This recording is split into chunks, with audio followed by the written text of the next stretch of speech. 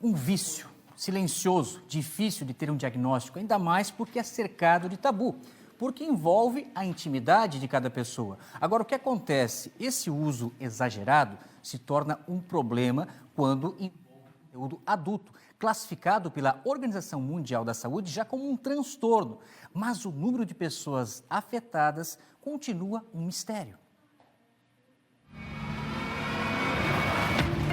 Uma indústria que movimenta bilhões de dólares. Apenas um site do setor recebe mais de 30 bilhões de visualizações por ano, com mais visibilidade do que gigantes do audiovisual. Mas na prática, quem admite consumir este conteúdo? O tema lucra até mesmo para quem vai contra a corrente. Um aplicativo que ajuda a combater a pornografia, lançado há pouco mais de um ano, já ultrapassou 1 milhão de downloads em mais de 120 países, com 150 mil usuários ativos. A plataforma reúne recursos como botão de pânico, ativação de câmera em risco de recaída, metas de autocontrole, fóruns de apoio, bloqueio de sites. A renda mensal ultrapassa os R$2.700.000. Mas qual é o problema prático? Por que isso se tornou uma questão de saúde pública? I think it's a worldwide problem, but pornography, it really messed up my life in a lot of ways.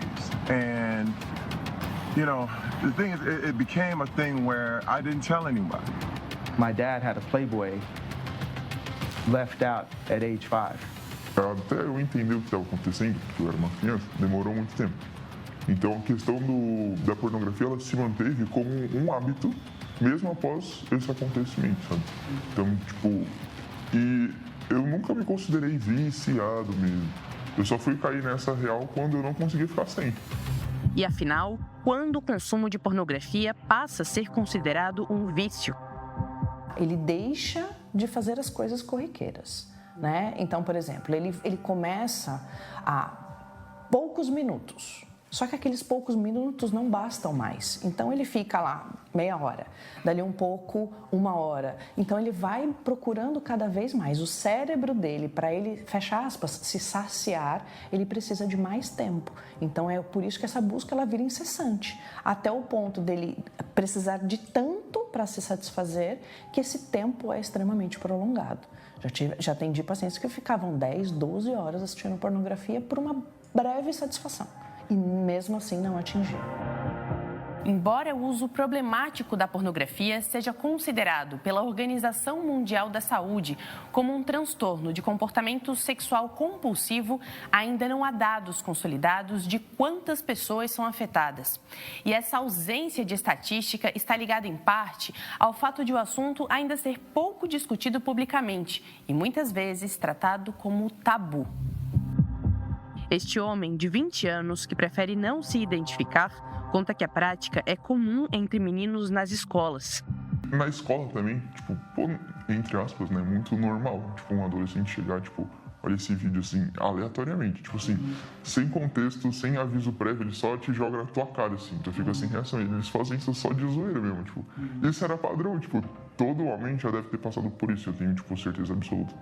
Compartilhar uma possível falta de controle numa rede de amigos não era uma possibilidade. Tinha amigos meus que me comentavam que eles tinham trocentas abas abertas e ficavam trocando vídeo a cada segundo. Então, eles assistiam um pouco de um, fechavam, assistiam um pouco de outro, fechavam e ia, isso ia afundando ainda mais as coisas. Depende muito da roda de amigos, mas a grande maioria, eu acho que 90% ou 99% dos homens não veem isso como um problema e só vê quando está no último estágio.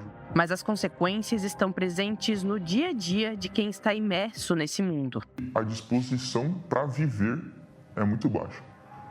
É como se você tivesse uma nuvem, eu gosto muito de dar esse exemplo, uma nuvem muito pesada na tua cabeça, que tá chovendo e fazendo uma tempestade, sabe? Tu acorda e tá tudo barulhento, né? E tu não entende o porquê isso tá acontecendo, sabe? Só que aí quando tu vê a raiz do problema e para, essa nuvem, ela sobe um solzinho, sai os raios solares e faz... E aí tu consegue viver, sabe?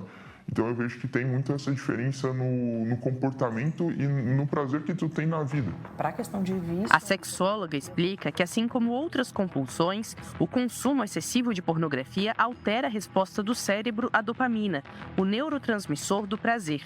E o resultado pode ser a necessidade crescente de estímulos cada vez mais intensos. E é pesado mesmo. A gente já atendi casos realmente que eram bem preocupantes. O tipo de filme que as pessoas procuravam na internet. Né? Enfim, a gente pode entrar até nas coisas mais macabras aí.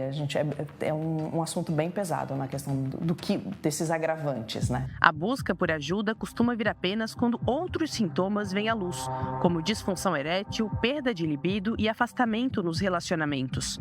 Mas os efeitos podem ser ainda mais intensos, até mesmo sem a existência de um limite seguro. Não. Para pornografia, não. Não existe. Se a gente for ver, inclusive, pelos estudos científicos, é constatado que a pornografia diminui, inclusive, massa cinzenta. Mas o que eles têm em comum?